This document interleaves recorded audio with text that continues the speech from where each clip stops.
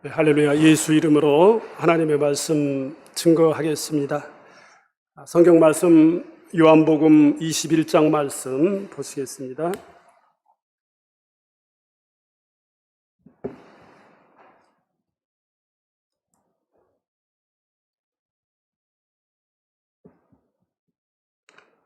요한복음 21장 3절에서 12절까지 제가 읽겠습니다. 시몬 베드로가 나는 물고기 잡으러 가노라 하매 저희가 우리도 함께 가겠다 하고 나가서 배에 올랐으나 이 밤에 아무것도 잡지 못하였더니 날이 새어갈 때에 예수께서 바닷가에 섰으나 제자들이 예수신 줄을 알지 못하는지라. 예수께서 이르시되 얘들아 너희에게 고기가 있느냐? 대답하되 없나이다. 가라사대 그물을 배 오른편에 던지라. 그리하면 얻으리라 하신대 위에 던졌다가 고기가 많아 그물을 들 수 없더라. 예수의 사랑하시는 그 제자가 베드로에게 이르되 주시라 하니 시몬 베드로가 벗고 있다가 주라 하는 말을 듣고 겉옷을 두른 후에 바다로 뛰어내리더라. 다른 제자들은 육지에서 산 거가 불과 한 50간쯤 되므로 작은 배를 타고 고기 든 그물을 끌고 와서 육지에 올라보니 숯불이 있는데 그 위에 생선이 놓였고 떡도 있더라. 예수께서 가라사대 지금 잡은 생선을 좀 가져오라 하신대 시몬 베드로가 올라가서 그물을 육지에 끌어올리니 가득히 찬 큰 고기가 153마리라. 이같이 많으나 그물이 찢어지지 아니하였더라. 예수께서 가라사대 와서 조반을 먹으라 하시니 제자들이 주신 줄 아는 고로 당신이 누구냐 감히 묻는 자가 없더라. 14절까지 읽겠습니다. 예수께서 가셔서 떡을 가져다가 저희에게 주시고 생선도 그와 같이 하시니라. 이것은 예수께서 죽은 자 가운데서 살아나신 후에 세 번째로 제자들에게 나타나신 것이라. 오늘 우리가 읽은 말씀은 우리에게 위로가 되고 평안이 되는 그런 말씀입니다. 예수님이 제자들에게 베푸는 사랑과 따뜻한 마음이 한편의 풍경화처럼 그려지는 그런 말씀입니다. 이 말씀을 근거로 해서 예수님이 사랑하시는 방법에 대해서 말씀을 드리겠습니다. 사랑이 뭘까요? 사람마다 사랑에 대해서 생각하는 생각과 감정이 다 다를 것입니다. 사랑이라고 말을 하면 사람마다 떠오르는 그 장면, 모습 이런 게 사람마다 다 다르겠죠? 어떤 사람은 바울 사도가 말한 내가 사람의 방언과 천사의 말을 할지라도 사랑이 없으면 소리나는 구리와 울리는 괭과리가 되고 사랑은 오래 참고 온유하며 이 말씀이 떠오를 수도 있고 또 예수님이 우리 죄를 대속해서 십자가에 돌아가신 모습을 생각할 수도 있을 것입니다. 저는 사랑의 아름다운 모습을 생각하면 오늘 여기 나와 있는 요한복음 21장 말씀이 저한테 떠오릅니다. 그래서 이 말씀을 근거로 해서 예수님의 사랑법에 대해서 말씀을 드리겠습니다. 예수님의 사랑법은 첫 번째로 우리가 생각하고 싶은 것은 먼저 찾아가는 것이다 라는 관점에서 말씀을 드리겠습니다. 사랑은 사람을 먼저 찾아가는 것에서부터 시작이 됩니다. 말씀을 보면 예수님께서 제자들을 찾아가셨습니다. 사랑은 사람과 사람의 만남에서부터 시작이 됩니다. 아담이 범죄했을 때 두려웠겠죠? 그리고 낙담했을 겁니다. 그때 하나님이 먼저 찾아오셨습니다. 아담은 하나님의 낯을 피해서 동산 나무 사이에 숨어 있었습니다. 하나님이 오셔서 아담아, 네가 어디 있느냐 찾아와서 이렇게 말씀을 해주셨죠. 그래서 아담과 하나님과의 관계가 회복될 수 있었습니다. 인류 최초로 살인죄를 범했던 가인이 죄를 범했을 때도 하나님께서 찾아오셨습니다. 아벨의 제사는 하나님께서 연락하셨지만 가인의 제사는 하나님께서 받지 않으셨습니다. 가인이 얼굴빛이 변해서 화가 났을 때 하나님께서 가인에게 찾아오셨습니다. 예수님은 사마리아 여인에게 찾아가셨습니다. 예수님이 유대를 떠나서 갈릴리로 가시면서 굳이 사마리아를 거칠 필요가 없음에도 불구하고 사마리아로 가신 이유가 무엇입니까? 사마리아 여인을 만나기 위해서 그리 가셨습니다. 당시 그 시대에는 여인들에게는 경제권이 없어서 남자에 의지하지 않고는 살아갈 수가 없었습니다. 그래서 이 사마리아 여자는 남편을 5이나 만나야 살아갈 수가 있었던 기구한 운명과 삶을 가진 그런 분이었습니다. 심지어 지금 같이 살고 있는 분조차도 남편이 아니었습니다. 이 예수님은 이 여인에게 친히 찾아가셨습니다. 또한 예수님은 당시에 이스라엘에서 천대를 받던 세리들을 예수님께서 친히 찾아가셨습니다. 세리 마태에게 찾아가셨습니다. 그리고 마태를 제자 삼아 주셨습니다. 예수님은 세리였던 삭개오를 부르셨습니다. 그리고 삭개오 집에 찾아가서 함께 해 주셨습니다. 예수님이 죄인들을 찾아가셨습니다. 지치고 힘들어하는 사람들을 찾아가는 것이 사랑의 첫걸음입니다. 다윗이 죄를 범했을 때 하나님이 나단 선지자를 통해서 다윗에게 찾아가셨습니다. 오늘 여기 본문의 말씀을 보니까 예수님께서 제자들을 찾아오셨습니다.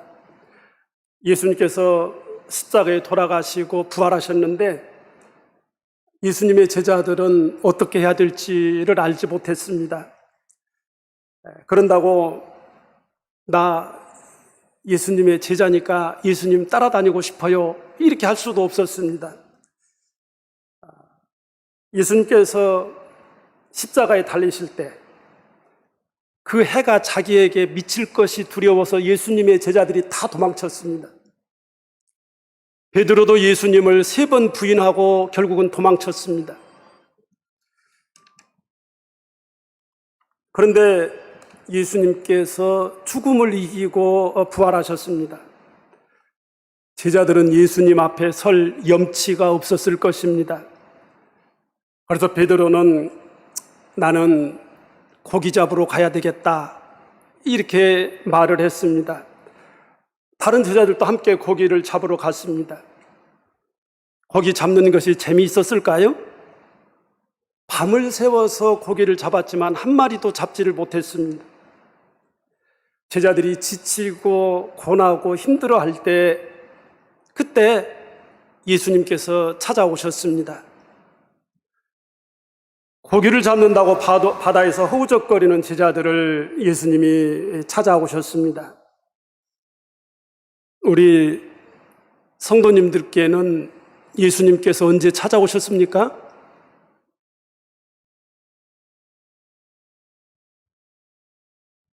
많이 찾아오셨죠? 내가 정말 힘들 때, 세상을 살고 싶지 않을 때, 화가 머리끝까지 치밀었을 때, 그러고 나서 내가 생각을 하죠. 하나님 믿는 사람이 이래도 되나? 그런 생각이 들 때가 있었습니까? 그때 하나님이 찾아오시는 겁니다. 하나님을 안 믿는 사람들은 화가 나고 지치고 힘들고 억울하고 그럴 때 하나님 믿는 사람이 이래도 되나 이런 생각을 안 해요. 왜 우리에게 그런 생각이 드는 겁니까? 하나님을 믿기 때문에 그런 겁니다. 하나님이 그때 우리에게 찾아오신 겁니다. 정현종이라는 시인이 방문객이라는 시를 썼습니다. 사람이 온다는 건 실은 어마어마한 일이다. 그는 그의 과거와 현재와 그리고 그의 미래와 함께 오기 때문이다. 한 사람의 일생이 오기 때문이다. 이런 시를 썼죠. 사람이 나를 찾아온다는 것, 이것은 실로 어마어마한 일입니다.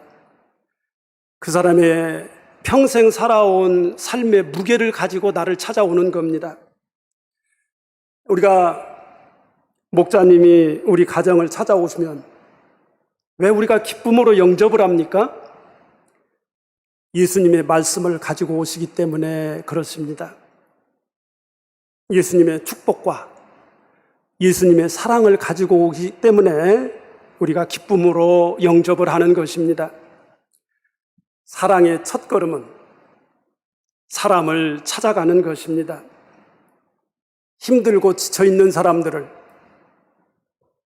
죄 때문에 힘들어하는 사람을 찾아가는 것입니다. 사람을 찾아가는 것은 그 사람과 시간을 함께 나누기 위해서 찾아가는 것입니다. 시간을 함께 나눈다는 것은 삶을 함께 나누는 것입니다. 예수님께서 본을 보여주셨고 예수님께서 친히 그렇게 살으셨습니다. 두 번째는 사랑은, 예수님의 사랑법은 말을 건네는 것입니다. 예수님께서 말씀을 하실 때 제자들에게 얘들아 너희에게 고기가 있느냐? 예수님이 제자를 찾아오셔서 물으신 말씀입니다. 말을 건네는 것처럼 사실은 어려운 일도 없습니다. 말하는 것 참 어렵습니다. 왜 그럴까요? 말을 함부로 하면 안 되기 때문에 그렇습니다. 사람 말에는 힘이 있습니다. 천냥빚을 갚기도 하고 말 한마디로 사람을 죽이기도 하고 말 한마디로 사람을 살릴 수도 있습니다. 꼭 필요한 때에 필요한 말을 필요한 만큼 할 수 있는 사람이 말을 잘하는 것입니다. 어떻게 해야 말을 잘할까요? 제가 생각할 때는요, 말을 잘하려면 마음속에 사랑의 마음이 있어야 됩니다. 자기 마음에 긍정적인 마음이 있어야 되고 감사의 마음이 있어야 되고 진실된 믿음이 있어야 됩니다. 그런 사람이 말을 잘하는 것입니다.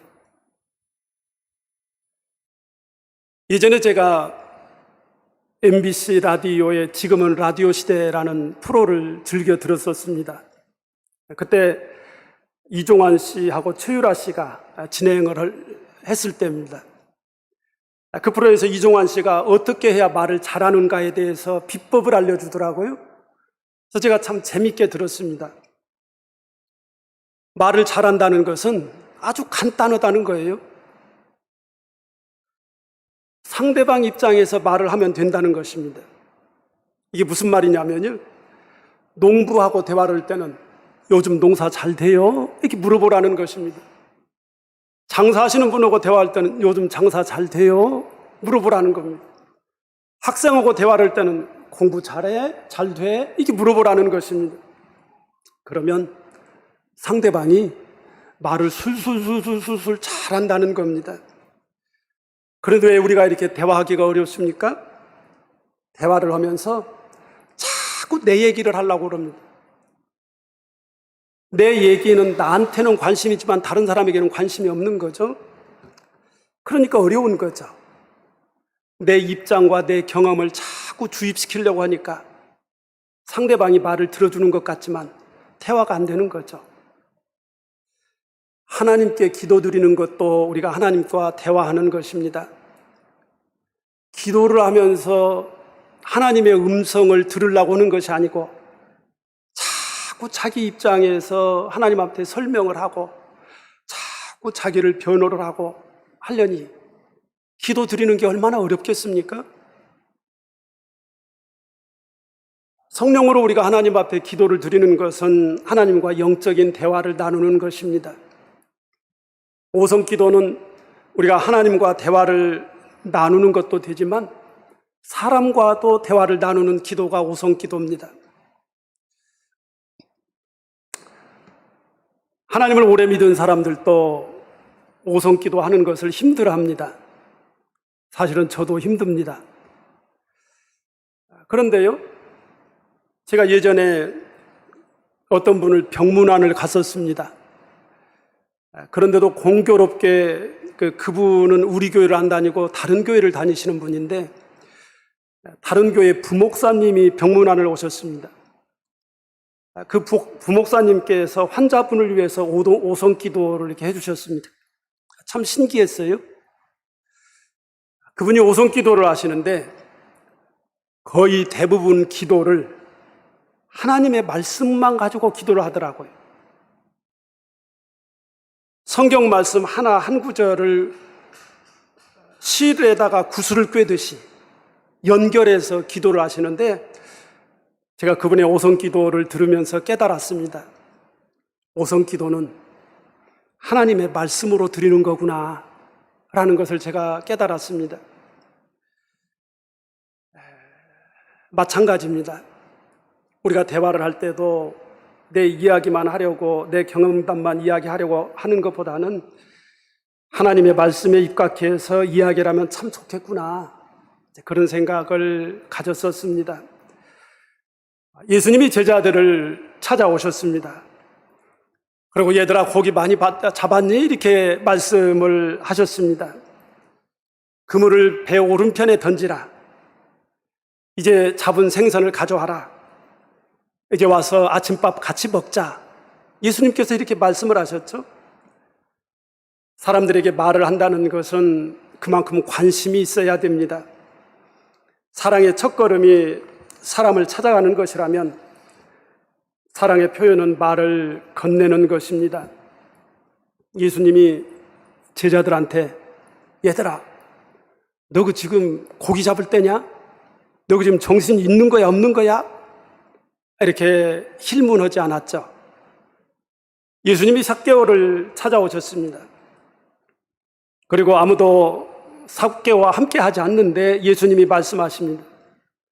내가 오늘 밤 네 집에 함께 하겠다. 그 한 말씀이 삭개오의 인생을 바꿔놓았을 것입니다. 예수님이 사마리아 여인에게 말을 건넵니다. 나에게 물을 좀 다오. 그 한 말씀 속에 모든 예수님의 사랑과 영향이 담겨 있습니다. 이 말씀은 사마리아 여인에게 영원히 목마르지 않는 물을 주기 위한 그런 말씀이었습니다. 예수님의 간음 중에 붙잡힌 여자에게 말을 건넸습니다. 너를 정죄한 사람들이 있느냐? 나도 너를 정죄하지 않겠다는 말씀을 하기 위해서 하신 말씀입니다. 나도 너를 정죄하지 않노니 가서 다시는 죄를 범치 말라. 예수님께서 사울에게 말씀을 하셨습니다. 사울아 사울아, 네가 어찌하여 나를 핍박하느냐? 너는 나를 진심으로 사랑하는 사람이 될 것이다. 이런 말씀을 내포하고 있는 거죠. 예수님은 사울을 사랑하셨습니다. 사랑하는 모든 사람들에게 예수님께서 말씀을 건네셨습니다. 우리가 사람과의 관계가 안 좋아지면 첫 번째 나타나는 반응이 서로 말을 하지 않는 것입니다. 반면에 사랑하는 사람이 생기면 말을 건네고 싶어서 조바심이 일어납니다. 사랑은 말을 건네는 것입니다. 진심으로 사랑하는 사람의 입에서 나오는 말이 나의 인생을 바꿀 수도 있습니다. 하나님이 우리를 사랑하시기 때문에 하나님의 말씀이 우리의 생명이 되고 영생이 되는 것입니다. 세 번째는 사랑은 필요를 채워주는 것이다 라는 관점에서 말씀을 드리겠습니다. 예수님의 제자들이 피곤했습니다. 날을 세워서 고기를 잡았습니다. 고기가 잘 잡히면 고기 잡는 것이 재미있었을 것입니다. 날이 새도록 고기를 잡았지만 한 마리도 잡지를 못했습니다. 예수님의 제자들이 피곤하고 낙심할 때에 예수님께서 직접 찾아오셨습니다. 이 순간 제자들에게 가장 필요한 것이 무엇일까요? 배고팠죠. 지치고 힘들었죠. 맛있게 먹고 푹 쉬는 것이 그들이 가장 원하는 것이었을 것입니다. 사랑은 사람들의 선한 욕구를 채워주고 사람들의 욕구를, 필요를 채워주는 것입니다. 제자들이 육지에 올라와서 보니까 예수님께서 제자들을 위해서 숯불을 피워 놓으셨습니다. 왜 그랬을까요? 오늘날의 버전으로 표현하면 삼겹살을 구워서 함께 먹으면서 만찬을 즐기려고 이렇게 준비를 해놓으신 겁니다. 예수님이 생선을 구워주셨고 고기도 주셨습니다. 활활 타오르는 숯불을 피워놓고 그 주위를 둥그렇게 예수님과 제자들이 둘러앉아서 맛있는 생선 구이하고 떡을 먹고 있는 모습, 참으로 아름다운 모습입니다. 이렇게 다정하고 아름다운 장면을 요한복음 21장 말씀이 그려내고 있습니다. 어떻게 이런 아름다운 장면이 꽃 피워졌을까요? 예수님께서 제자들을 찾아오셔서 말씀을 주시고 그리고 그들의 배고픔과 피곤함을 달래주셨기 때문에 이런 행복의 순간이 찾아온 것입니다. 예수님의 사랑은 우리들의 필요를 충족시켜주는 그런 사랑입니다. 열왕기상 말씀에 보면은 엘리야 이야기가 나옵니다. 엘리야가 갈멜살 전투에서 바알 선지자들을 물리치는 위대한 일을 했습니다. 위대한 승리 앞에 어떤 일이 기다리고 있었습니까? 왕비였던 이세벨이 엘리야를 죽이겠다고 협박을 했습니다. 엘리야는 나약해져 가지고 심약해서 도망을 쳤습니다. 광야로 들어가서 로뎀나무 아래 앉아서 하나님께 자기의 생명을 취해달라고, 나를 죽여달라고 그렇게 간구를 했습니다. 그리고 잠이 들었습니다. 눈을 떠보니까 머리맡에 숯불에 구운 떡하고 물이 한 병 놓여 있었습니다. 오늘 요한복음 21장 말씀과 비슷하지 않습니까? 잠에서 깨어난 엘리야에게 가장 필요한 것이 무엇이었겠습니까? 광야니까 물이 필요했을 것이고 허기진 배를 채워야 됐기 때문에 먹을 것이 필요했을 것입니다. 그 필요를 하나님께서 충족시켜 주신 것입니다. 엘리야는 물을 마시고 떡을 먹고 다시 힘을 얻어서 하나님의 산 호렙산까지 그는 갈 수가 있었습니다. 하나님께서 엘리야가 지쳐서 쓰러졌을 때 엘리야가 다시 힘을 얻도록 물과 음식을 주셨습니다. 엘리야가 가장 필요로 하는 것을 하나님이 채워주셨습니다. 필요를 채워주는 것이 사랑입니다. 필요를 충족시키는 것은 삶을 나누는 것입니다. 함께 하는 것입니다. 이 세상은 혼자서는 살 수가 없습니다. 더불어서 살아가는 것입니다. 이 세상을 내가 내 능력으로 살아가는 것 같지만 그렇지 않습니다. 보이지 않는 곳에 많은 사람들의 도움을 받으면서 우리가 살아가는 것입니다. 내가 이웃에게 3, 4의 도움을 주면 다른 사람은 나에게 7, 8의 도움을 주고 힘이 되어주고 위로가 되어줍니다. 잘 생각해 보십시오. 이 사랑의 원리가 오병이어의 원리입니다. 소년이 자기가 먹어야 될 식사를 모두 예수님 앞에 바쳤습니다. 소년의 그 희생과 헌신에 예수님의 사랑이 더해져서 이 소년의 한 끼 식사가 5,000명을 배불리 먹고 12광주리의 음식을 남기는 기적을 가져온 것입니다.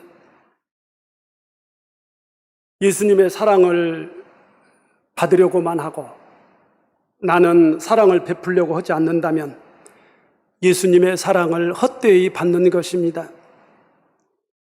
저는 하나님을 믿는 것은 사랑을 배우는 것이라고 믿습니다. 하나님을 잘 믿는 사람은 사랑이 큰 사람이고 하나님을 잘 믿지 못하는 사람은 사랑이 작은 사람입니다.